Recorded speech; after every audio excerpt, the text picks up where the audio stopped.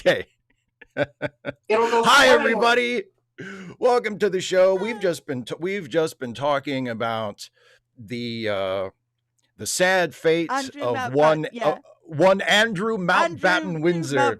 Mountbatten Windsor. Oh yes, Popper Andrew, not Prince Andrew, Popper Andrew. Yes, who was arrested recently for his very assorted alleged crimes associated with Jeffrey Epstein.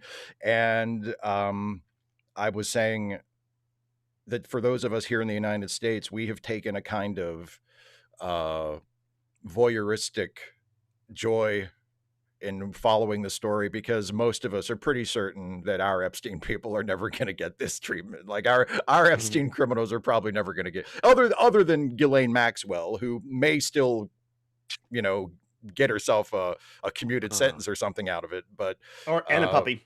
Yeah. Getting a little bit of Schadenfreude for what's happening. Yeah. Just enjoy. We have to enjoy it where we can get it.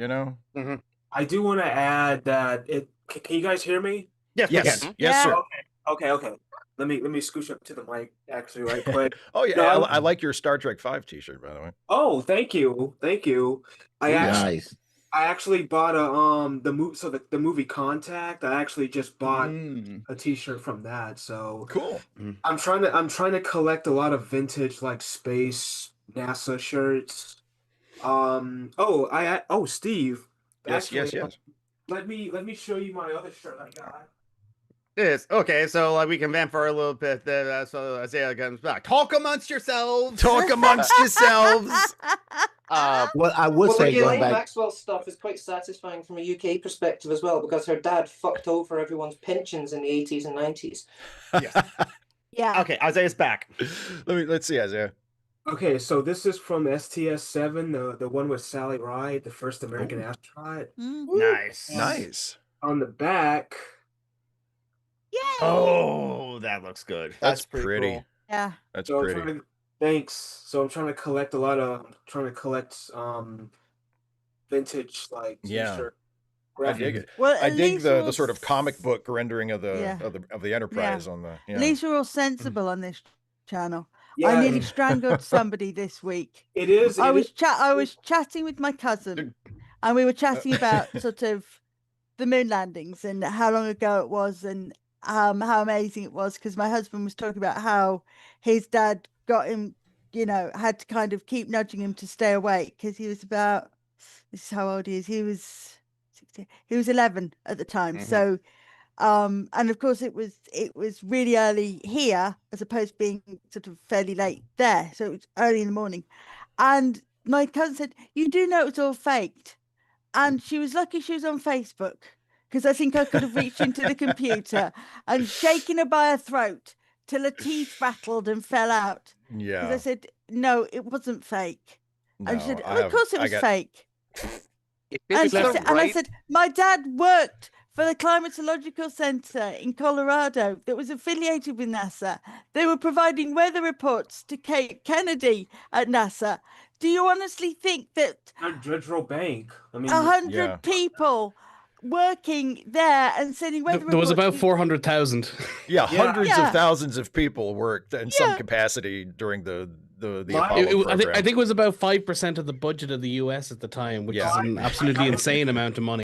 I live in Tallahassee. For about 20 years. We have a population of like 380,000. It's like more people worked on the moon landings than live in my home city. What do you like? Yeah. There's big mirrors and you can bounce lasers off them on the moon. Exactly. Yeah, it's objectively, you can scientifically prove that people have been there. You can use a commercial grade telescope certain times of the year and see the shit that we left up there. There's a great example of central planning actually working from a state. They contracted out to companies, but the companies couldn't have planned all the logistics that NASA was coordinating. You just gotta one up them with the conspiracy. Like, oh, you think the moon is real? Exactly. Oh God, no! What no, moon? No! Don't go to that film. Don't go What to are you that film. talking That's about? a terrible film. We all know moons are made out of cheese anyway, and then didn't bring it back. It's just a thing they hang in the sky. Terrible sci-fi film. Okay, Isaiah's trying to say something. Go for it, my friend. No, Steve. Okay, so you're into the Apollo missions, right? I am, yes. You've seen Apollo 13, right? Oh, many times. It's been reviewed on Elite Seating. I saw he knows. I saw it for the first time the other day. So, and you've also seen From Earth to the Moon, right? Oh yeah, I've got it on DVD. Yeah. I love From the Earth to the Moon. Yeah. Now, have you seen this? I may have. Okay, it's Tom Hanks. Yeah. If you haven't seen it, it is one of the most incredible and spellbinding documentaries about the Apollo missions out there. Yeah. What's it called again? It's Magnificent Desolation. Oh yeah. His ass, but it's very good. It's very Tom Hanks, Apollo 13. It's a lot of swelling music, a lot of crisp visuals, which makes it which is why I love it. Yeah, sure. So give it a watch. I definitely will check it out. If I can't remember if I've seen it or not. I may have, but I've read the book Lost Moon, which is what Apollo 13 is based on. Yeah, and that's fascinating, especially when people sort of say, we asked Lovell, well, did you have suicide pills? And he just said, no, if we'd have skipped off the atmosphere, we'd have just opened a hatch. And so I said, well, what? And so that's a bad motherfucker right there. That's a bad motherfucker. And someone said, well, what would that have done? He said, well, we'd have opened the hatch. Oh, they did that in Contact. And consciousness would have come in about 8 seconds and death in 20. And I thought, whoa, that is a really matter-of-fact way to put it. Yeah. And then you think, that's just extra weight we don't need. We can kill ourselves easily. Yeah, we'll be fine. We'll figure it out. We're in space. You sort of think, well, hang on, these aren't just civilians. These are people who've trained for this. They were in the military. They know what the cost could be. Oh yeah. It's like seeing the Coldstream Guards, and I've had this from a lot of American when I've had friends over in previous years, and people have said, but they look so good in their bearskins and their shiny tunics. They can't possibly be serving soldiers. And you blink at them and go, you do know they carry guns, don't you? Yeah. You do know that they aren't dressed like this on the battlefield. I think it's like when they train people to be bomb disposal experts. They say, don't ever worry about being blown up. If it happens, you'll never know about it. You'll never know the difference. Yeah. I think Isaiah was gone. Isaiah. And Isaiah, your hand's been up for a while. Did you have anything else that you wanted to share with us? Go for it. Yeah. Before we, first, I just want to say that it sucks and it's embarrassing that we'll never hold our Epstein people accountable. Oh yeah. That's angering. Yeah. But on another level, I'm collecting a bunch of IMAX movies. So here's Blue Planet, nice. Here's that one. Yeah.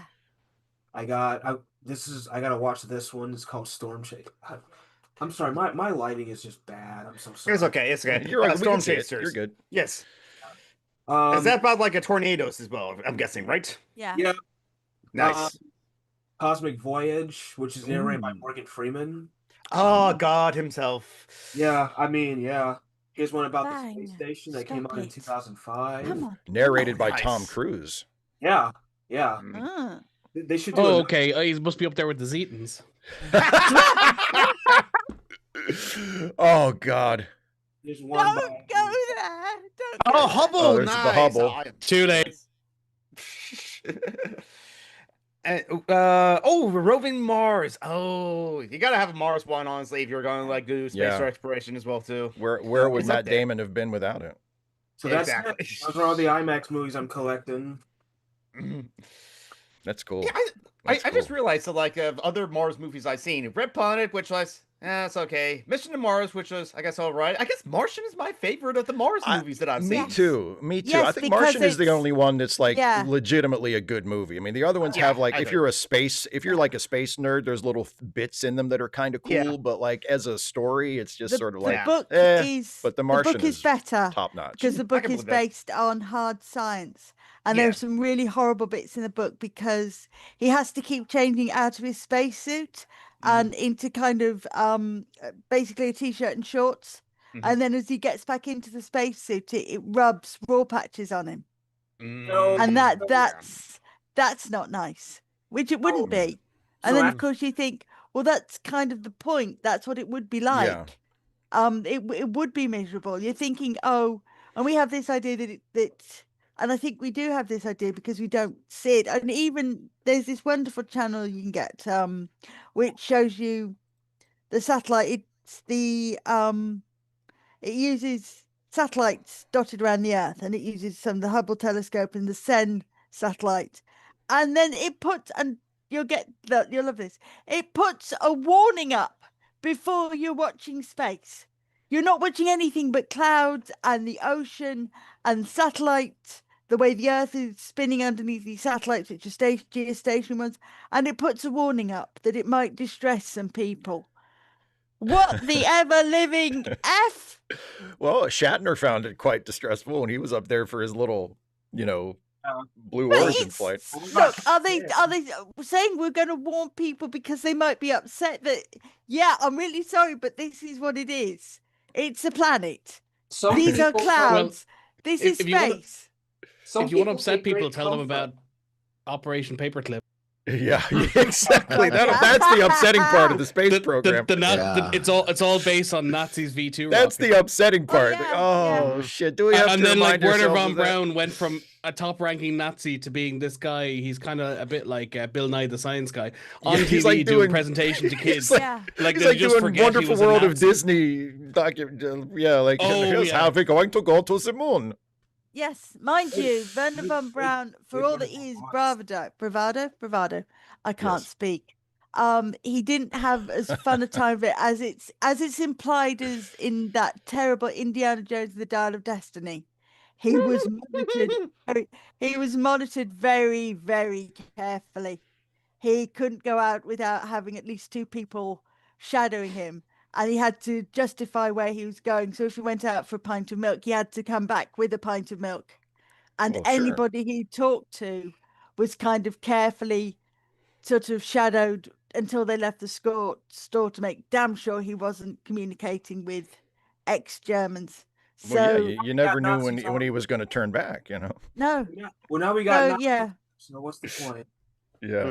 Okay. I want to get to some of the hands. Raphael, lessons your hands, but go for it. Yeah. I mean, I was gonna circle back to the horrible thing, but you know what? I don't want to. So, okay.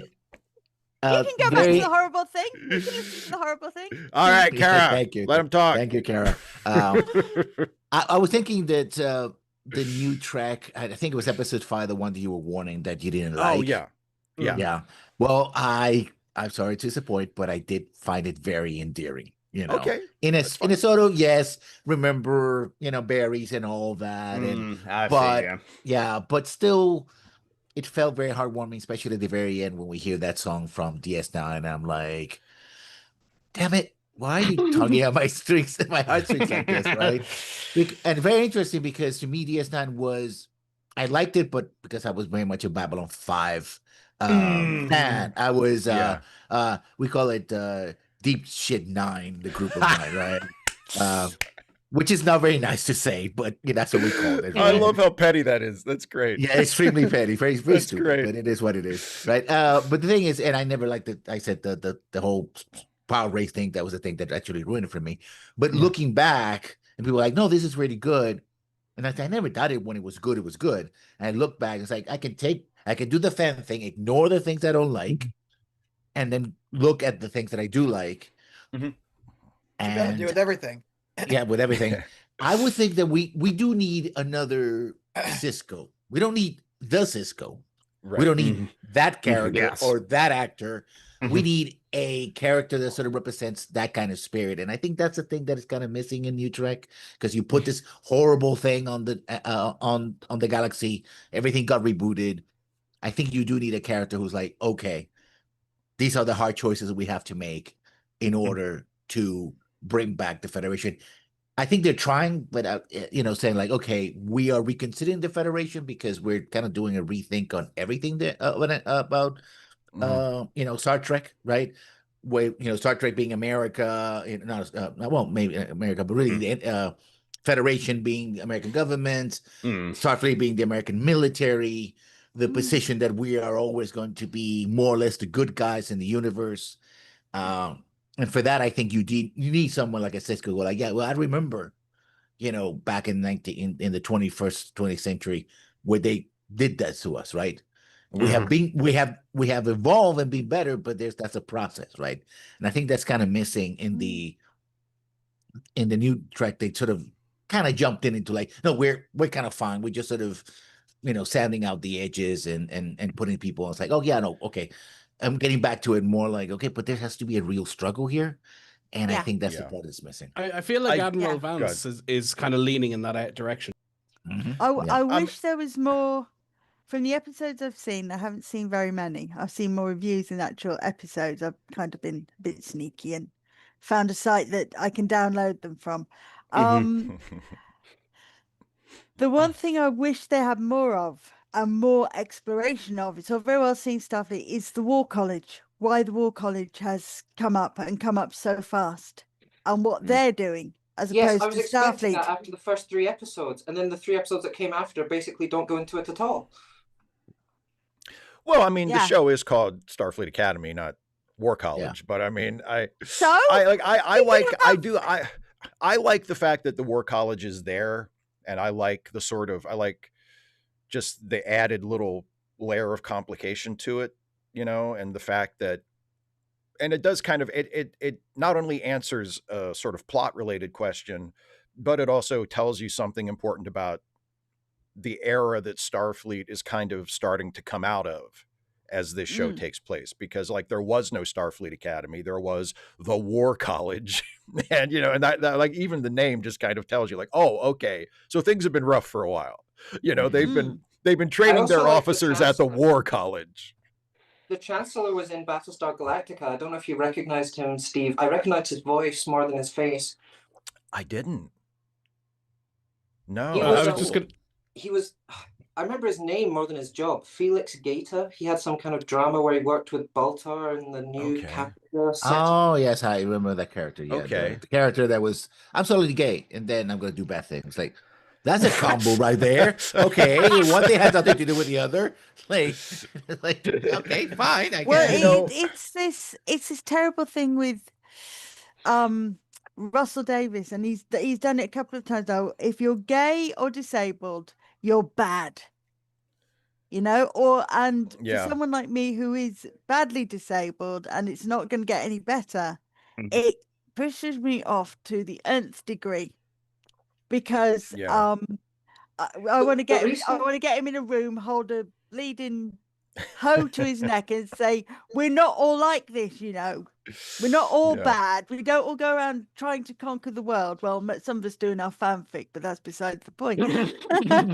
I think he regrets that, because there's a definite effort in Nishuti Gatwas, I think that's how you say his name, in those series. There was a character who works at UNIT who was introduced with David Tennant's reboot, and she's like, she's a good guy. She used a wheelchair very similar to my wheelchair, and the whole thing when the finale where they're all made invisible because they're socially unacceptable, and they have like a talk group about how shitty the rest of the people are living in their 50s cartoon world. I felt quite seen by that scene. But I definitely think, and also he's done an interview saying he felt bad about Davros and all that kind of stuff. So I think he's trying to make it up, but I can definitely understand your feelings. Yeah. Oh, I was just going to say, just in relation to the War College, when you have a hammer, everything looks like a nail. Yeah. So having a War College, kind of like if you have a big military, they want to go to war all the time because they want to justify their own existence. Also, in like Empire Strikes Back, when like Luke felt some cold and he asked, "What's in there?" and Yoda said, "Only what you take with you. Your lightsaber, you don't need it." Right. It kind of becomes a self-fulfilling prophecy. It's like if you go in looking for trouble, that's what you're going to find. I wanted to mention something else that Raphael mentioned in his about like needing a Cisco-like character. I mean, I don't know what the future plans are for the Star Trek franchise post Academy, or, you know, what else they might have in development. But if they do want to keep doing shows set in that era, in that 32nd century sort of post Discovery era, that's a perfect opportunity to do a show like that, where, because you can kind of wind things back to where the galaxy is more like the Wild West. And even if the territory has been explored, it's all been so disrupted by the burn, and everything is so, you know, thrown into chaos, and maybe the old relationships and the old status quo is no longer exists. So you could have a show about a ship and a crew just kind of going out into what is once again the unknown, and have a captain with kind of a late DS9 era Cisco attitude of like, yeah, I work for Starfleet. I want to uphold their principles. I want to do what we consider to be the right thing. But also I'm aware that I'm going to run into situations where I'm going to have to handle things myself, and, you know, make tough decisions. And, you know, and it seems like there's an if there's any, and I have no, Kara, don't, please. I'm talking. Jesus. Like, don't just start talking when other people are still in the middle of saying just tell me to shut up. But like, and, you know, there's an opportunity there to do a show like that. You know, that kind of harkens back to classic Trek, where you got, even though like, yeah, they work for Starfleet, the Federation is a thing, but it's really, the show is just about Captain Kirk and his people on his ship doing their thing. You could kind of go back to doing a show like that. I have no idea if there's any appetite, you know, at the studio to try that kind of show again. But that it seems like there's an opportunity there, given what they've set up in the more recent shows, to do something like that. So, you know, I think if you're going to do Starfleet Academy, it would be nice to see a bit of the War College. I'm not quite sure how you do it, because I'm not a script writer. I write novels and poems and occasionally very bad fan fiction. But I wouldn't know where to start with that. My start would be, oh, well, the War College came in because after the burn, they realized they needed to consolidate the planets they still had. So Starfleet took on a more warlike role and conquered these planets, but all these planets are now rebelling, and Starfleet kind of saying, look, we need to get them on side peaceably and not beat them into the ground with shovels, which leaves Starfleet kind of floundering and going, well, now what the hell do we do? Yeah, I mean, I get the idea, and again, like, I'm fine with what we've seen of the War College so far, because I think the most important thing about it is just the fact that it's there, and just the fact that it's there tells us about what the situation is, and sort of what these cadets in the academy are kind of going to eventually be graduating into.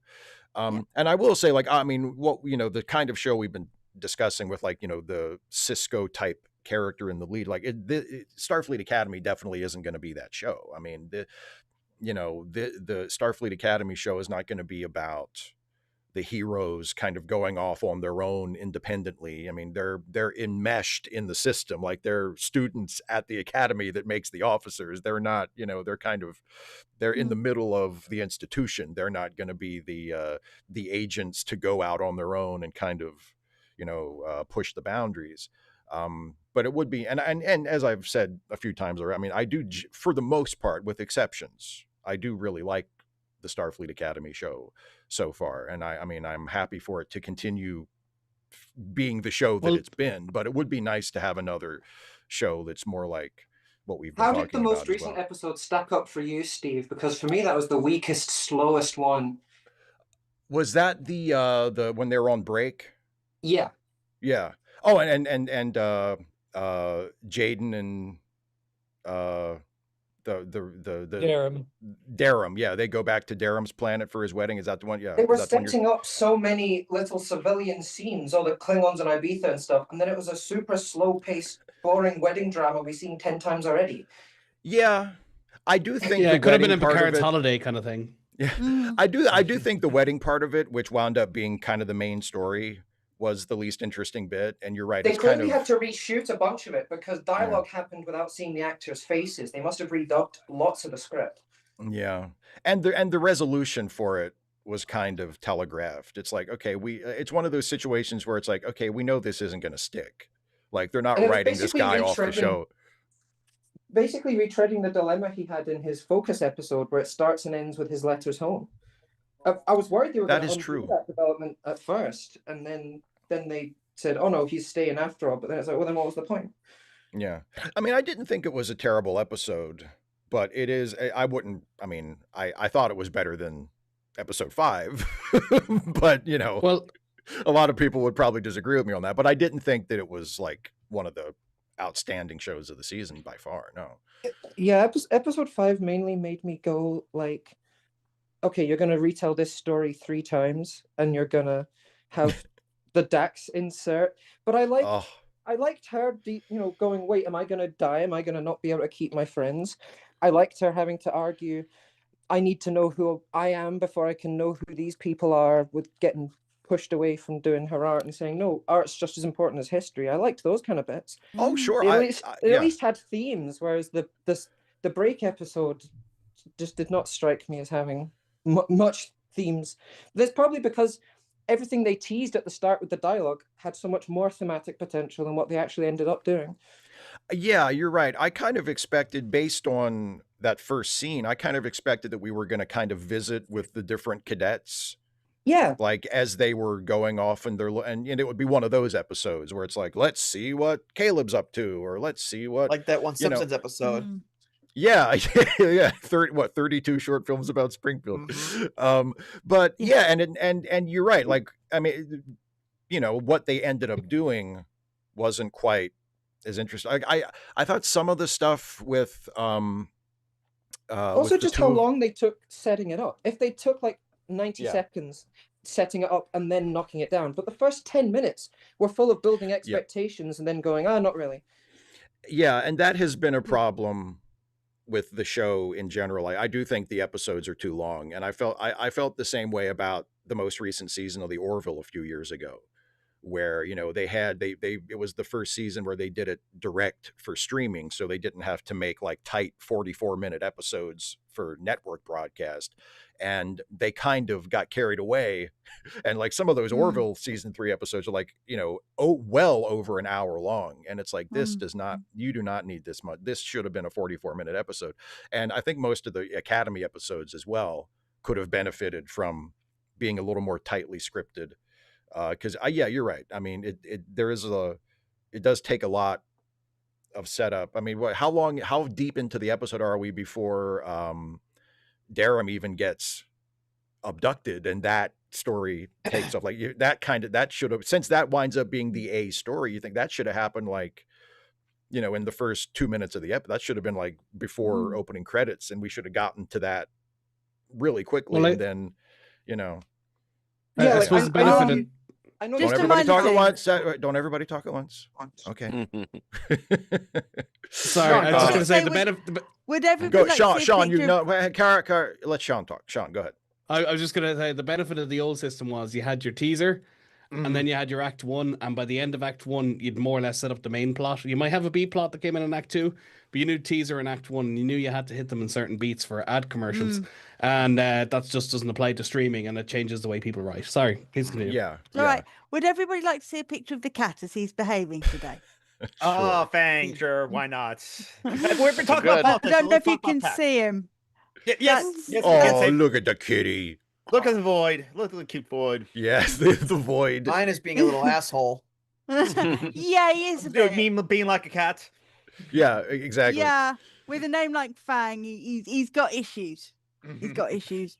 But I was going to say, I think in some instances, although I've kind of watched a few episodes of what I call FSA to distinguish it from anything else, I think Deep Space Nine could actually get the idea of everything falling apart slightly better when Dax's symbiont has to be put in Esri, and Julian isn't prepared for it, and she's not prepared for it, because the whole of civilization and the planets are falling apart. because normally, remember the one in TNG where they actually have to send somebody to the Enterprise? Riker's a temporary, but they actually have to send somebody to the Enterprise who's been chosen, who's willing to accept a symbiont. This one's a kind of we've got to do this or she'll die. Right. And that kind of gets it. When you rewatch it, you understand, oh my God, this is what's happening, and this is how society breaks down.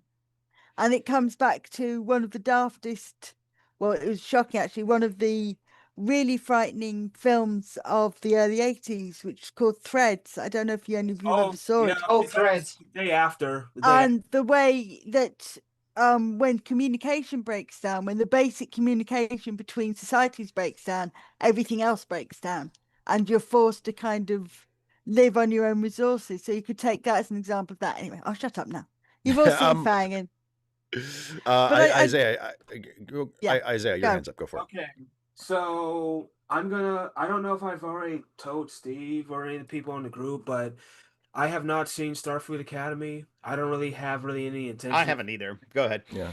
I mean, so this is a petty thing of mine for something like this. I don't often go to this, but I just like my Star Trek is pretty much like TOS to the end of like, to like the end of Voyager. Like it's the classic stuff. It's not then up through the 90s type. Yeah, like through the 90s. But see, like I don't complain about it in because like it's well, first of all, it's not a real show. First off, second off, like I just don't care. But like for me, like I can't see a show about Starfleet Academy being set that far into the future. It like I said, like for me, if we're going with like a teen show about stuff like this, and it's like it's done in about like cadets, like for me it's like it has to have like a 902, not 902, like Saved by the Bell motif to it, like something like that. But that's just me.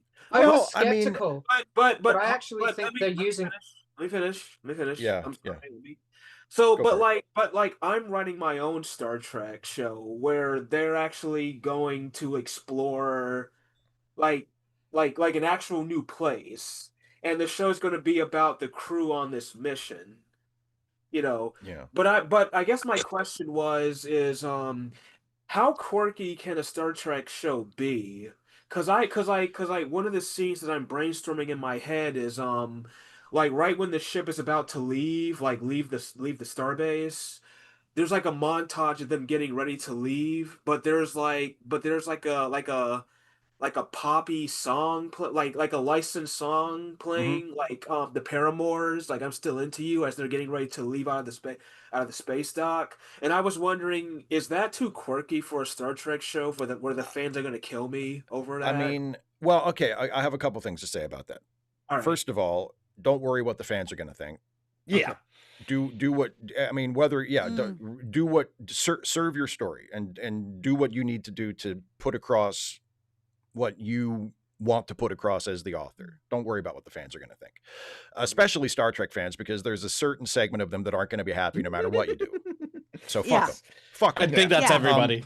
That's true for everything, Steve. Yeah. That's true. The other thing. Yeah. Writing this fanfic, and I've said, look, I've made Rachel Gull reasonably nice. I've turned the whole Bat family.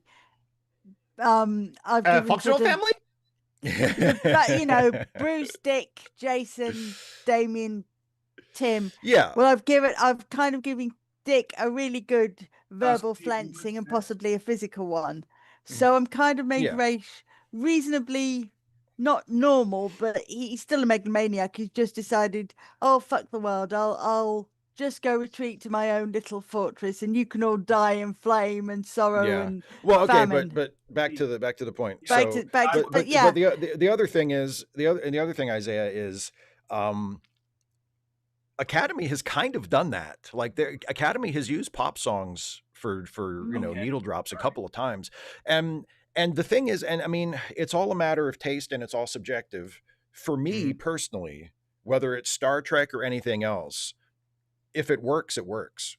Like I am, if I'm watching a show, let's say you actually at some point in the future got to make this show that you're imagining, and I watch your show, and you have a bit where the ship is leaving space dock and you're playing a pop song to, as the soundtrack to that scene. Yeah, get the scene going. Yeah, like if I personally am not going to watch it and go, well, Star Trek doesn't do that. Like, I don't care. If it works, it works. There's a scene in I think it's the pilot episode, at the end of the pilot episode of Starfleet Academy, when the ship arrives in San Francisco. Yeah, the When You Go to San Francisco song. Yeah, they play the song, and the only thing I didn't like about it is I didn't like the version of the song they used. I wish they had used, the more familiar version of that song from the 60s. Are you going to? Yeah. Is it? Okay. Be sure to wear flowers in your hair. Yeah, like it's that song, and I have no objection at all to using just a pop like they did song. A new version of California Dreamin' in Picard. They didn't use the old one; they did a new one. Yeah, and I guess maybe it's like a licensing thing. Is like it's cheaper to license the song but do a new recording. But yeah, but I wish they would have just sprung for the original song, because the version of it that they used in Academy, I made fun of it and said it was like the epic trailer version. And it's like just play the song. I like the idea. The credits, especially because the credits beg you to buy it or stream it or whatever. Yeah. It's like cheaper for them. They're hoping to make some money back on it as well. Yeah, well, the other problem but the idea of it isn't bad. The idea is perfectly fine. Yeah, because I just envision so they're getting ready to leave space dock.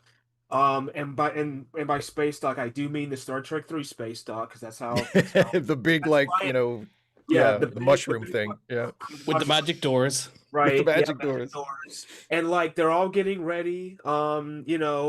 It's meant to be a a climaxing scene, and it's Paramore. I'm still into it. It's an energetic pop song as the ship is zipping out of the space dock. In theory, there's nothing wrong with that.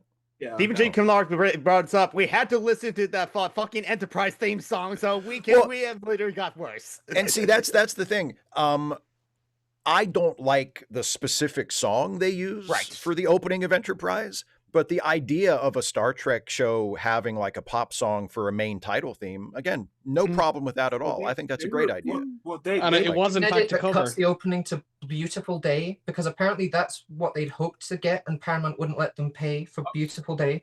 Oh, wow. Well, so there is a song called Wherever You Will Go by The Calling that that they used in the commercial. Yes. Right. And I really like the Calling one. I don't know why they didn't keep that. I think that would have been better too. I think that would have been better too. Mm-hmm. Yeah. They use the Beastie Boys very prominently in the Kelvin timeline movies. My brother thought to himself that, like, okay, movie, I know what you're doing and I know what you're going to do, but like, you have to pick the right song, because if you pick the wrong song, I hate you forever. If you pick the right song, all is forgiven. And then once Sabotage came out, it's like, okay, all is forgiven. What's one of my? I mean, I love. There's a couple of jokes about the Beastie Boys song in Star Trek Beyond that I really love, and I mentioned the one about classical music all the time. So I'll mention the other one, which is because it's the bit where they're going to blow up like the fleet of drones, and they have to broadcast something over a particular frequency to disrupt the drones and blow them up. So they choose a song from the music library on the Franklin, the ship that they've gotten, and they play, and I think it's Scotty or Uhura or whoever chooses the song, and it's the Beastie Boys song Sabotage, and they start to play it, and the camera cuts to Kirk, and that's like his song, and he just smiles and goes, "Nice choice." And I'm just like, I love that. It was Jayla who made the choice, because she'd been listening to it on her own. That's right, it was Jayla. Yeah, and I love Kirk's reaction of "nice choice." When he was joyriding in Star Trek 09, he was to a different Beastie Boys. I think he was listening to Sabotage. I think it was Sabotage. Oh, okay, but it was a callback either way. It was callback, yes, to that as well too. But yeah, and you know, go ahead. He'd already been like, "Oh, you have a motorbike. I Like You. And then when she put on that beat, because Scotty'd heard her listen to the Beastie Boys, but Kurt hadn't heard her listen to the Beastie Boys yet. So when she puts that on, he's like, all right, we are on the same wavelength after all. Yeah. I really like you now. I have the beats and shouting. That's what she said. Yeah. Well, and the other thing is like and shouting. Like using pop music like that. And I know, like, again, certain kinds of fans who are used to it being a certain way and just don't ever want it to be any different. Yeah. You know, react badly to that. But, you know, one of the things that I liked about the Kelvin movies, even though they're not perfect, is it does feel like, oh, somebody finally pulled the stick out of Star Trek's ass. You know, because as much as I love Star Trek and as much as I love from TOS on up through like, and I love TNG and Deep Space Nine and all of that stuff, there is a certain sort of stiffness to it and a certain formality to it. And it's not that that doesn't work, but when you see that same tone kind of all the way through, it is a little invigorating to see someone else come in with like a fresh set of eyes and a fresh sensibility and say, okay, we're going to do the same basic thing, but we're going to do it this way instead of that way. And it livens it up. And it just feels that's one of the best things about the Kelvin series to me, even apart from like the quality of the individual films, is it just kind of shakes things up and livens things up. And it's like, no, there's nothing wrong with the way it was before, but it can be like this too. You know? Plus, it's opened up the other Trek shows using more modern kinds of music, not necessarily licensed music, but in the styles. Like the closest we ever got to like modern techno in the 90s Trek was when Q's son turned engineering and Voyager into a club for like 2 seconds, and even that was really generic. Then we got like cadets and ensigns partying from Discovery onwards with the type of music you actually expect them to listen to. I really like that. A lot of the traditionalists go, oh, it's not just classical music, this isn't Trek. They obviously took some comfort from the kind of what we're identifying as stuffiness. Yeah. Well, and like, did they complain? I mean, maybe they did. Did they complain when Enterprise would when they would watch movies? Because the Enterprise had that was the thing. Like, other than like classical music, and maybe and like, you know, classic like literature like Shakespeare and Melville and stuff, Star Trek really didn't do too many like specific cultural references. And then all of a sudden in Enterprise, that's like, oh, Trip is a movie buff and they're going to have a movie night. But you had Steppenwolf in First Contact though. That's true. Yes. Cochran was a rock and roll fan. It divided those kinds of fans. Some of them were like, oh, it's not that far in the future, so it's fine. He's talking about the day the Earth stood still. Well, others were like, the Vulcans should have wiped this out and enlightened us already. I was convinced that Oogie Boogie was like made up for the film. It took me years later to realize it was Roy Orbison. Steve, when you went on your vent for the last Ask Away, I swear I wanted a paw to come into the frame holding a paper bag, you know, stuffy offering you a paper bag before you're hyperventilated. Well, I mean, I understand. It's a story. It's just a story. Don't get your knickers in a twist. If you don't like it, that's fine. If you like it, that's great. But for God's sake, don't wind yourself up to the point where everybody hates you and you hate everybody else. Get off my feet, you. Well, and I'm sorry. The thing that's frustrating is, and I'll say this, and then we have some hands are stacking up. I want to get to those. But like, it's frustrating for me as someone who has been a Star Trek fan for pretty much my entire life to see the discourse online so dominated by people who are so absolutist in their judging of the material, where it's like, and as I say ad nauseum, you don't have to like everything. If you watch Starfleet Academy and you don't think it's a good show, I'm not saying that you're wrong or that you have to like it. You can have taste, you can have your own preferences, you can decide whether to like it or not.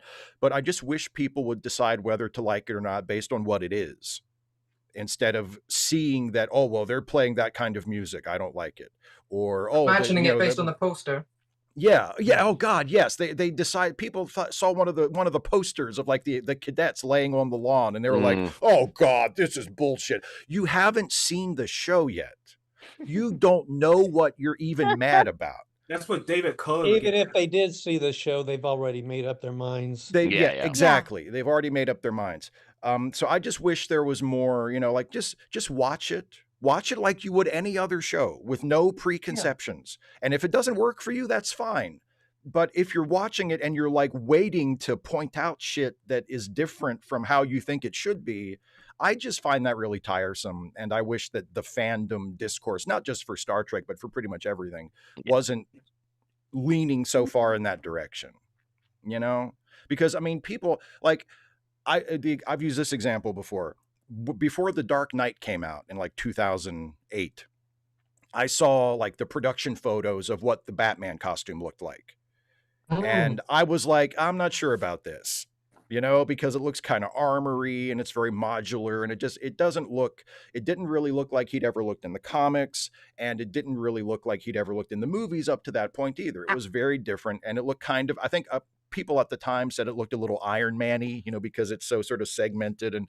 And then I saw the movie and I didn't give a shit. I was like, oh, who cares? It works in the movie. Once you actually see the movie and you get used to, oh, that's Batman. Like, that's just how he looks. And it's fine. It makes no difference at all. They had a lampshade on it with him complaining about the One Piece one from the first one. I want to be able to turn my head, you know, like it, and it's fine. And now it's one of my favorite, you know, live action Batman costumes. But, you know, if you had gone into it already deciding, well, they got that wrong, then it's like you're closing yourself off to these guys don't even know Batman. They don't like Batman. That's not what he looks like. That's not what Batman looks like. But anyway, I've gone on long enough.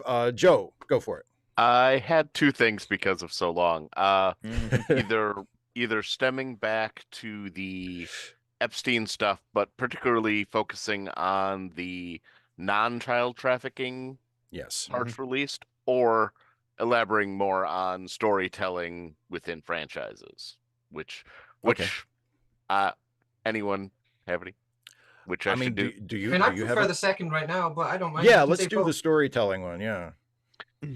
I don't remember who did the quote, but I know Steve's repeated it several times that it's not what a thing is. It's what's it about. Not what a thing is about. It's how it's about it. That's Roger that makes Ebert. Things good. Roger Ebert. Yeah. And what do you call it? Especially with such big franchises like ruling the airwaves, what little is left of our monoculture, as opposed to, you know, everyone separating themselves into different cultures.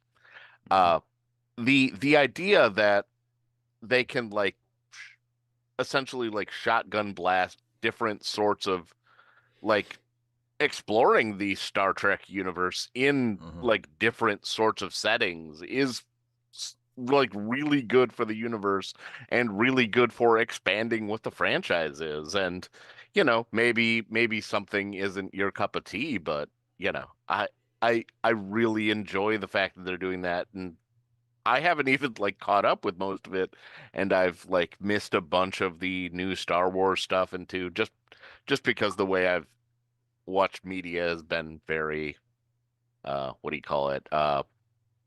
multitasking and stuff that actually requires me to both pay attention and my girlfriend's been trying to get me to watch Andor for over a year, so I understand your pain.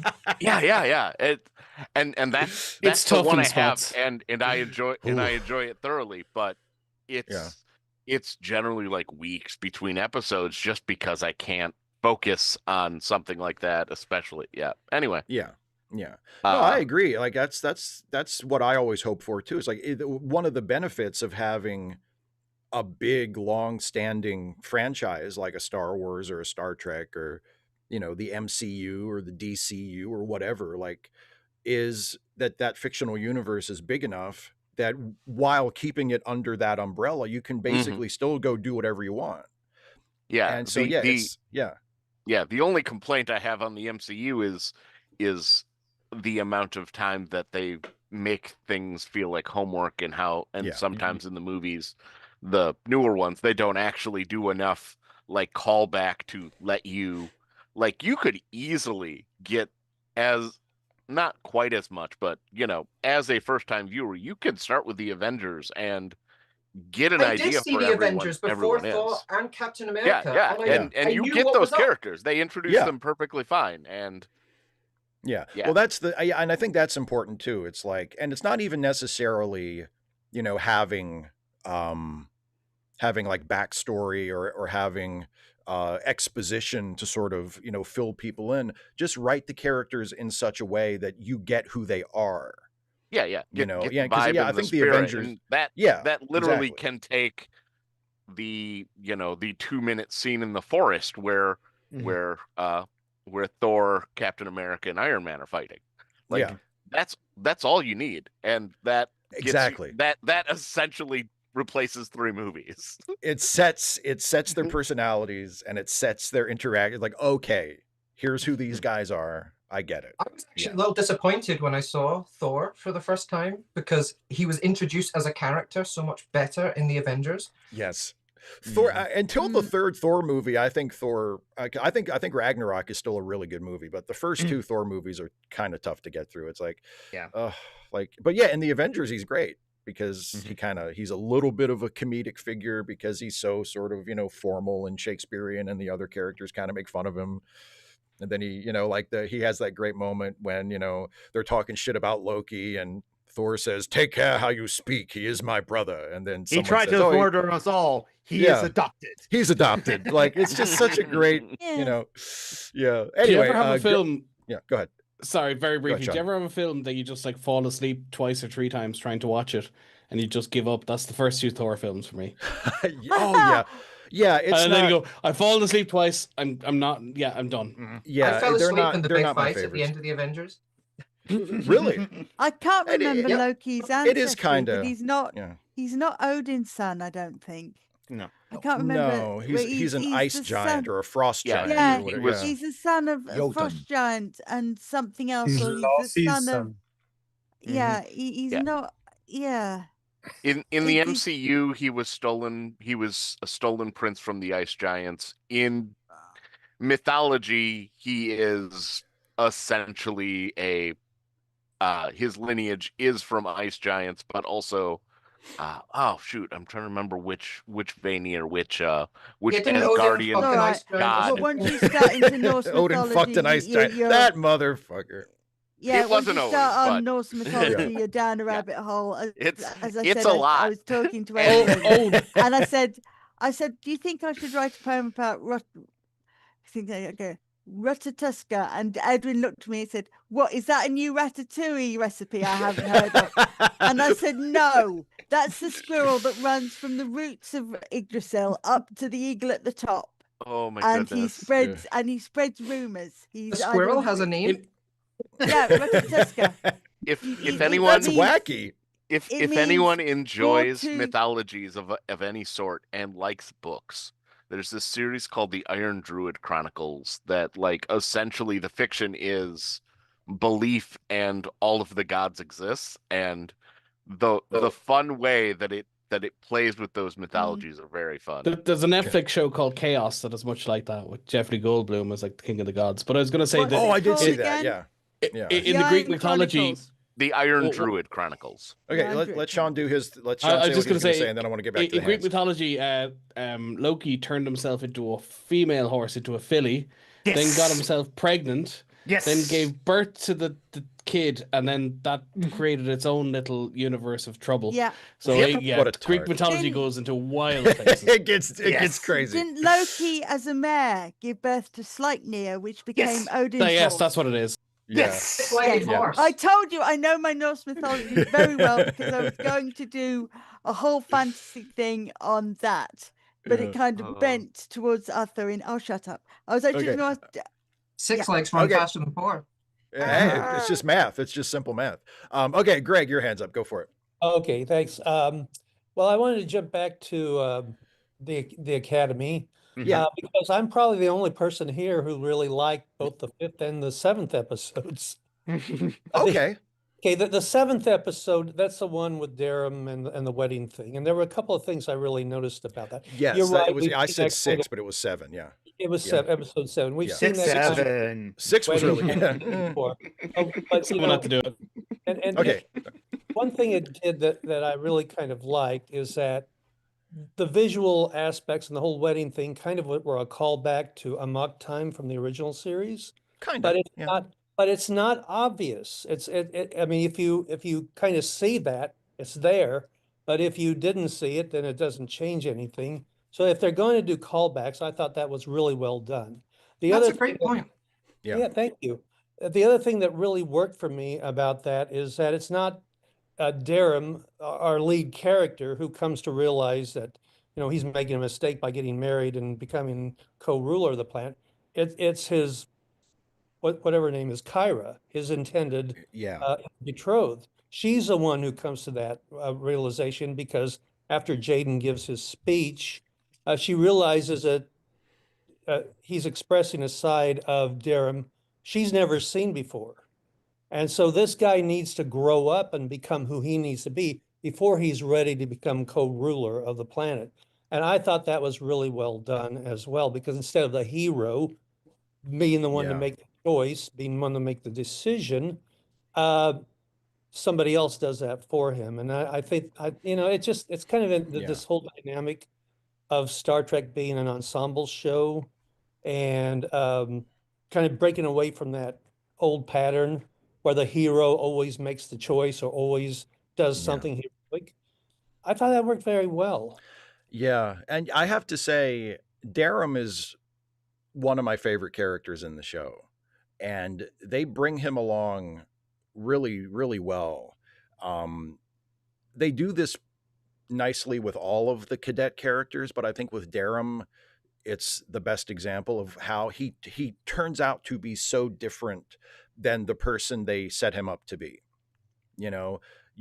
And because they establish everybody really nicely and really strongly in the first episode, where you're like, okay, and Darum, okay, he's the rich kid, and he's going to be the asshole, and he's going to be the jock, and he's going to be the one who sort of brings all the tension, and he's going to be Caleb's rival.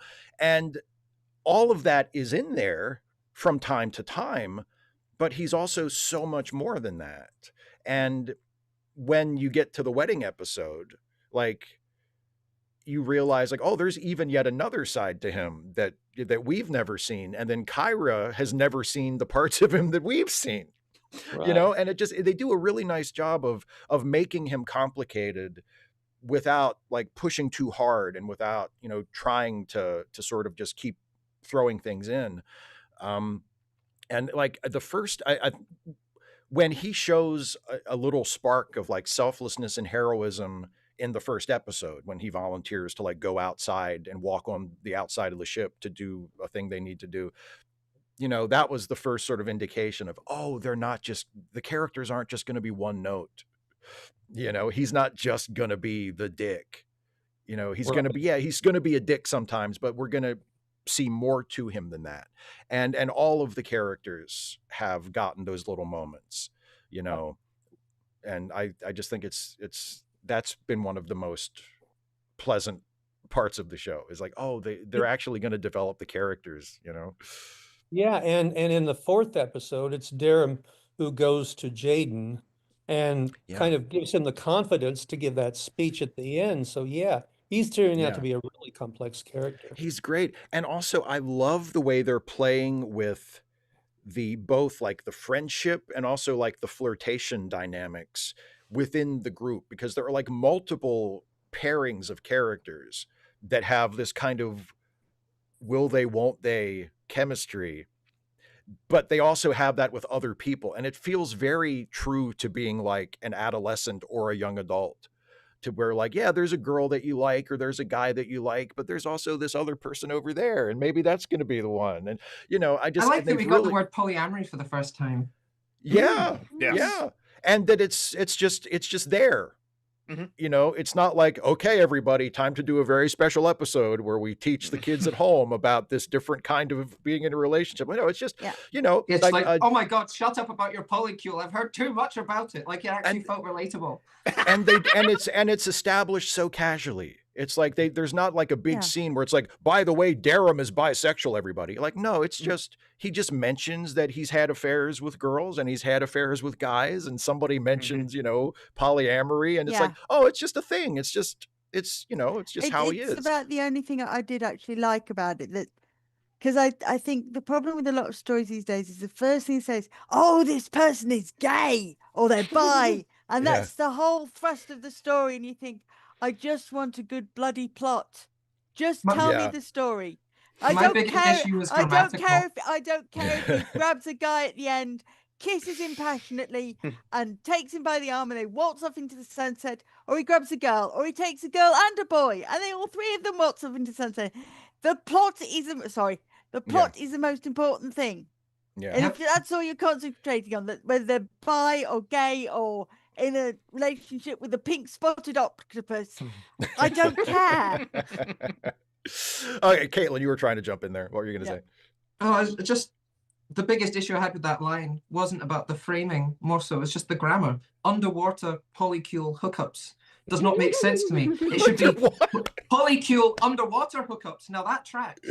Yeah, because the hookup is underwater. Exactly. Underwater is modifying hookup. Okay, okay, your hands up. Go for it. Yeah. First of all, like to speak back to Loki. Yes, the Loki became a horse as well too. At least in Marvel Rivals, they finally gave us a lady Loki skin, and I just had to get it, even though I don't play like Loki as well too. But the main point I raised my hand up as well too. Capitalism is evil, capitalism is exploitative. Yeah, you know, it's me, Summer Renegade, going on about capitalism again as well, too. The reason why is because, of course, like, my friend Phoenix always needs money, and so if you have extra money and, like, can help out, give money to Phoenix because, like, especially since, like, they also are not getting their money from benefits as well, too, or it's been, like, very slow, and, like, because they're not getting their benefits of, like, the temporary disability assistance program, they're probably not going to get food stamps, so it's like, yeah, what's their source of income? Pretty much whatever like people give them on like the social media as well too. That's pretty much their only source of income. Whatever charity that they can get from like people as well too.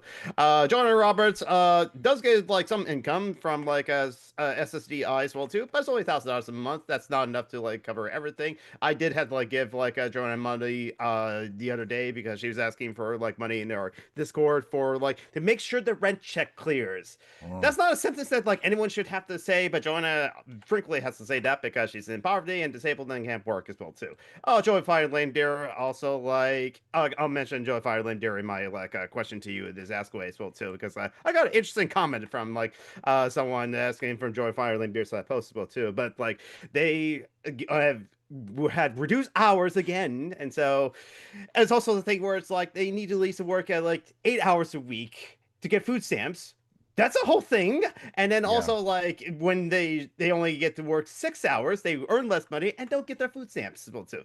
I also had given like money to Joey to make sure that they have their things covered. And then of course my friends like Nasnaka and Linda Quinn also like have to pass the virtual hat around as well too, like every single month to like pay for bills and like to buy groceries as well too. Their next grocery shopping is going to come up soon as well too because their month's going to come back from Arizona. And charity links that page as well as always because like all these links that I posted in the live chat just now are also in like charity links page, and there's links in charity links page. I should add some like links for like mutual aids working with to resist ICE and like the mutual aid links for like Minnesota as well too. I gotta like add that to charity links page. I've been lazy on that, but I'll get to that. That's all I wanted to say.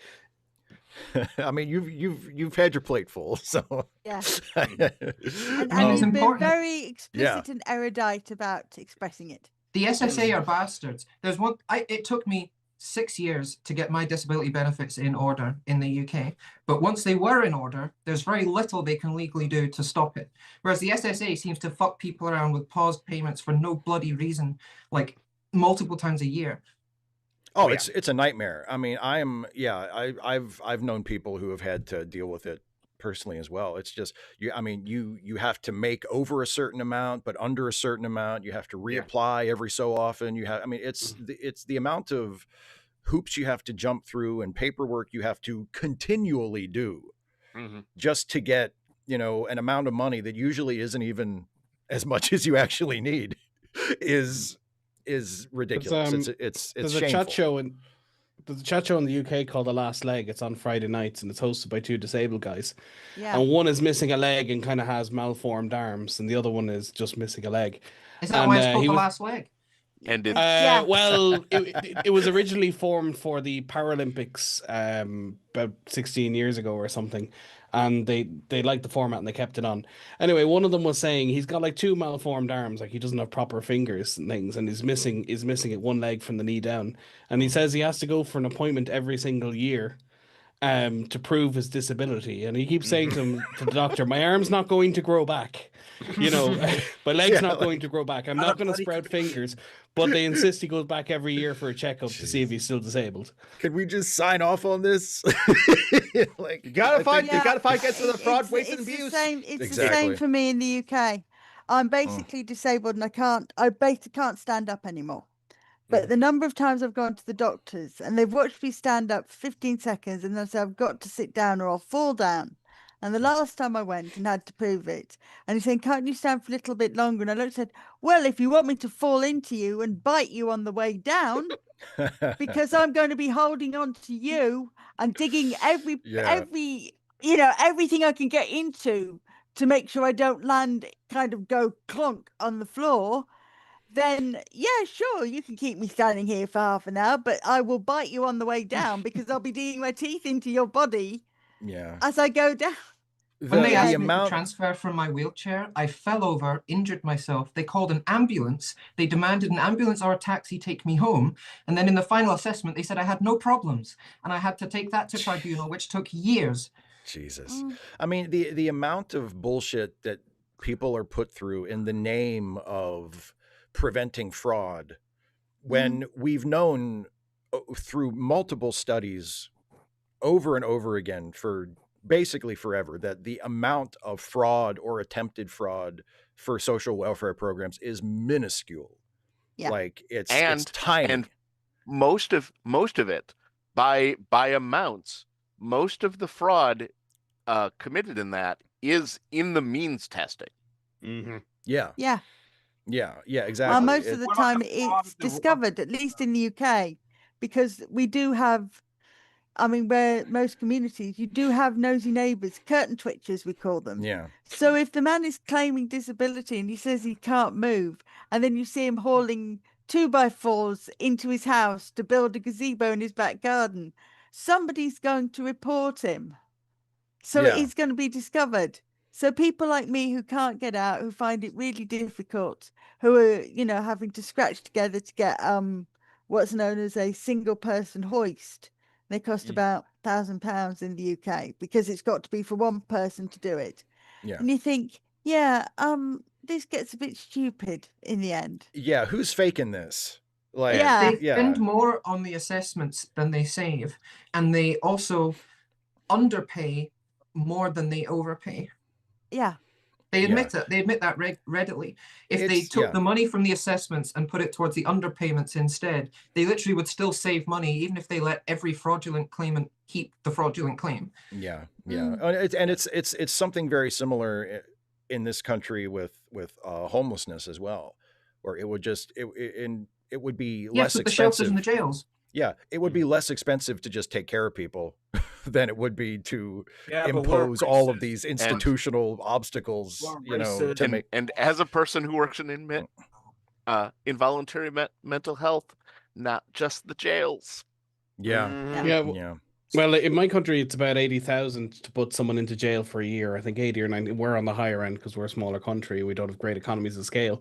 But, you come out of jail and they give you your social welfare payment. It's whatever, 230 a week. Like you might get rent allowance and stuff, brings it up to maybe 450 a week, a little over $500. So, they spend maybe 25,000 to keep you out of jail, but 80,000 to put you in jail. And, maybe just a little bit of more work if they gave them an extra 10,000 to say, go to college or I don't know, whatever it is, back to work programs, paid internships, you could maybe solve a lot of problems, but they don't. No. Yeah. Mind all right, you, two people. Hang on, car. We're gonna move on. Two people have their hands up. I'm gonna get to them, and then I swear to God, I'm ending the show. Okay, so Isaiah, go for it. Okay, I have good news. So great. So we were talking I asked patrons about the whole moving on a top for the film stuff or whatever.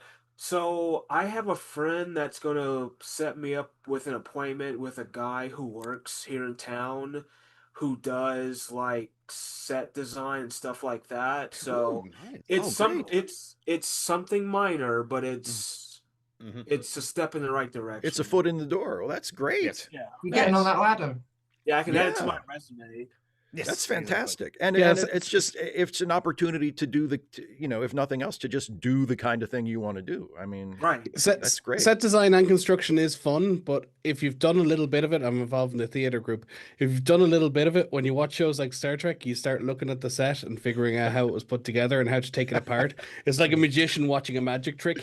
Once you know, once you know, and you go, I could put that set together in 3 days with 2 other people. I think that's particularly probably the TG era. I think that's probably how it is with anybody who has a profession, and you see that profession, carpenter or whatever. Represented on the screen. Thing like, hey, if you're a writer and you spot, I think one of the ones I spotted was in Scarecrow and Mrs. King, and there's an episode where a Chekhov's gun. Yeah, a Chekhov's gun. Yeah, and he gives her a ring, and I can't remember what it's called, but it's a really special ring. It's a replica of one that's found in Yugoslavia. It's actually bugged, and I looked at the ring and I thought, that's a Chekhov's gun. That's gonna matter later in the episode. And once you spot them, you can't stop spotting them, and it gets really infuriating because you stop enjoying shows for the sake of enjoying shows. Also, we've heard the plan, so now it can't go to plan because we've already heard it. But I take a certain pleasure in that because it just reminds me how well a formula like that works when it's done right.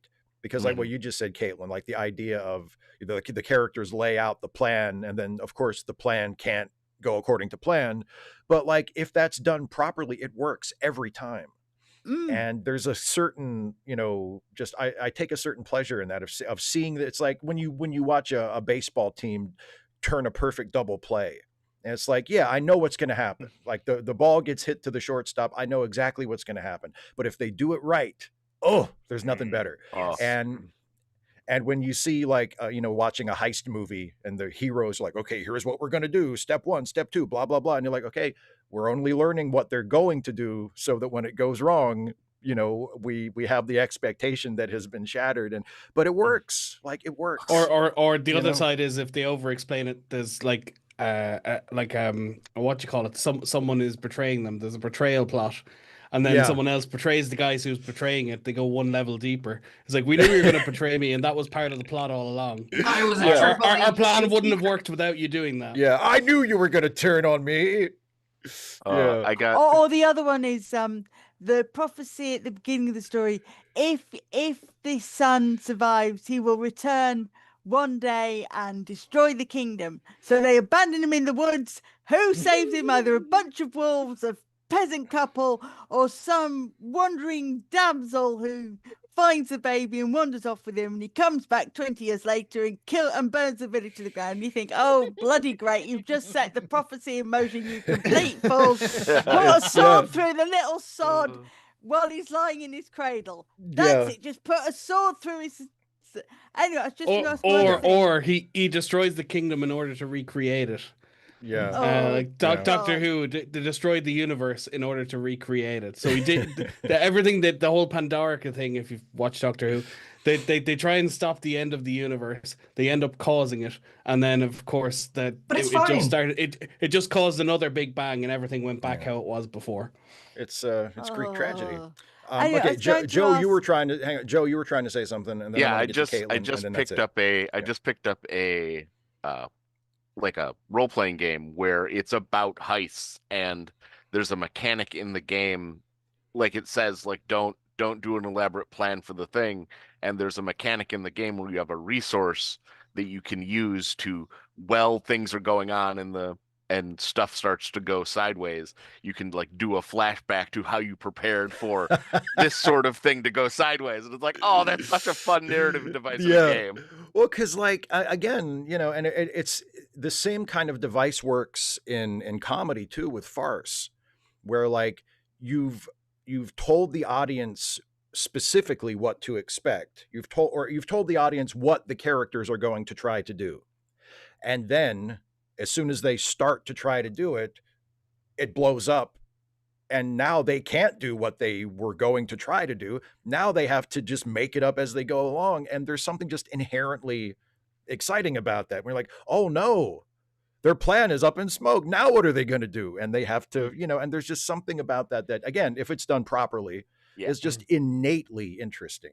And it's a formula, but if it's done right, it works, you know? It's not super realistic, but it's very narratively satisfying. No, it's, yeah. Okay. Caitlin, you are last up, my friend.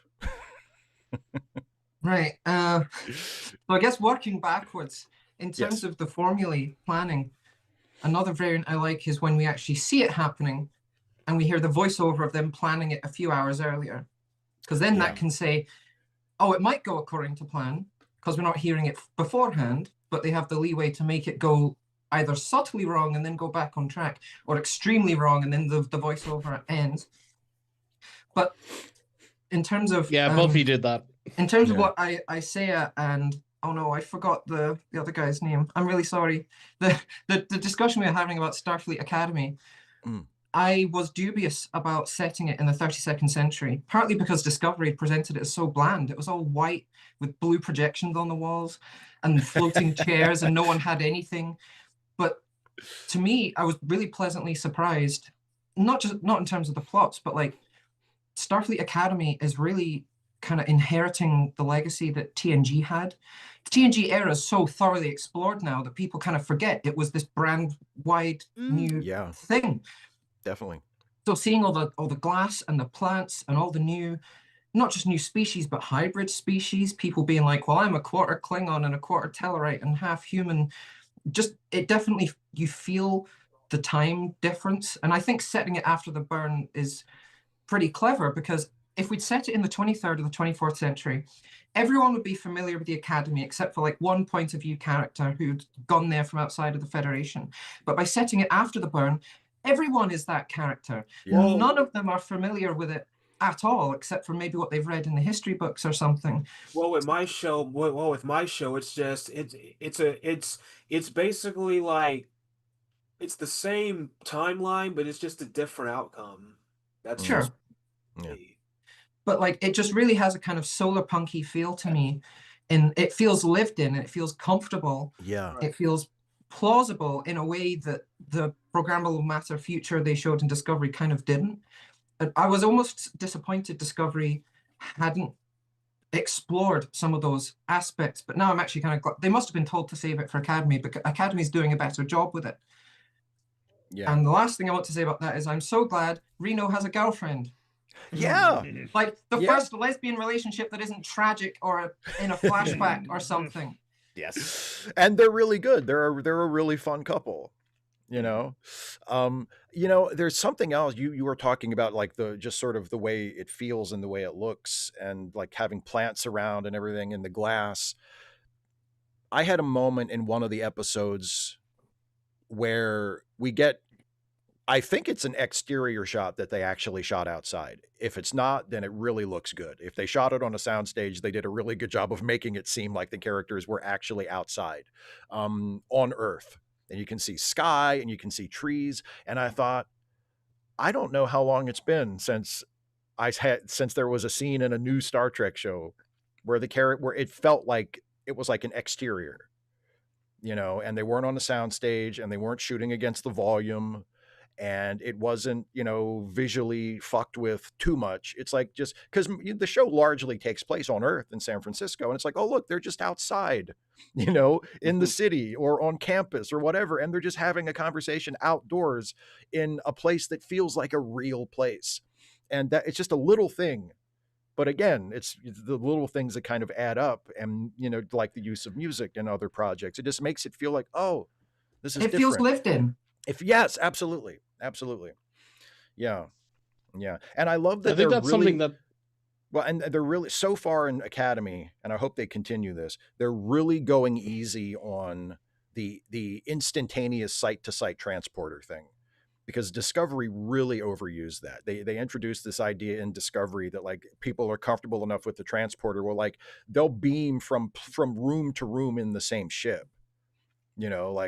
And they've done it a few times in Academy if it's like an emergency and like somebody has to get someplace like right away.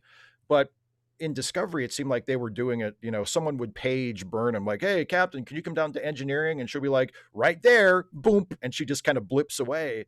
And I'm like, this doesn't, they do this too much. This doesn't. Discovery as a whole almost had a problem with journeys. They didn't want to warp places. They jumped to places. They didn't want to go in the tunnel. That's true. They just beamed into a room. It's like, it's true. There's no downtime. It's just whoa, bam, bam, bam. It's happening. The crew of Discovery are just always in a hurry. Exactly. It's like I need to. It's just if there's an emergency on the ship and the heroes have to get from point A to point B, it's more exciting to see them like running through the hall than it is to see them going like, okay, be right there, tap, tap, and then they're just there. Like, that's not exciting. There's no tension there. There's no suspense. Let me see them in a hurry. Let me see how desperate they are to get to the place. And are they going to make it in time? And what are they going to do when they get there? And if you just have them say, let me beam directly there, you know, they're just, it doesn't quite work. You know, and like I said, they've done that a few times in Academy, but they're really going easy on it. I liked Jaden wearing a skirt in the most recent episode. Me too. They didn't make a big deal about it. You couldn't see it most of the time, but it was there. I like that he does both. I like, because sometimes he's just wearing pants and sometimes he's wearing a skirt. And like you said, it's not a big deal. It's just what he decided to wear that day. And, you know, and yes, there are certain people that tried to make a big deal about that. But then you can always go to like literally the very first episode of TNG where you see a dude wearing like the skirt variant of the uniform. Yeah. That is not that big of a deal. It's like, oh, that's just an option that some people have. The scant. You know, the scant. Yeah. Scant, yeah. Yeah. I Anyway, used to have one. Kara, whatever you have to say, please make it quick. Because I know this is it. I know you've done reviews of the TOS episodes, which have been great. Yeah. And you've done a couple of Voyager episodes, which have also been very good, although it's never been one of my favorite series. I always felt it was a bit naff. Sure. Have you ever thought of doing the animated series reviews? I've done a few animated series episodes.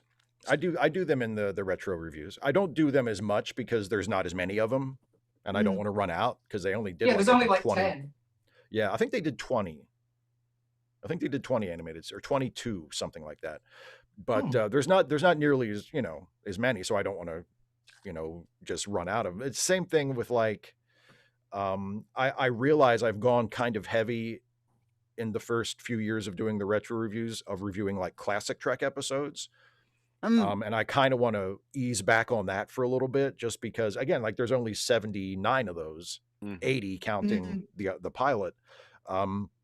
And whereas there's like 160 or 170 each of TNG and DS9 and Voyager, and I think there's 98 or 99 of Enterprise. So like I don't want to get to a point in a few years if I'm still doing the reviews where like I've reviewed all of the classic Trek already and I've reviewed like all of the animated series, and it's like, oh, it's just Voyager and Deep Space Nine from here on out. Oh, sorry, I have visions of you as a decrepit old man going, and today we'll be doing Voyager's final episode. Yeah. Which, by the way, is shit. Yeah. And then if you were to do one a week, it would take you about 20 years to do all the Trek. And that's not accounting for all the new Trek they're going to make in those 20 years. Well, that's why I'm limiting myself to until the 23rd century.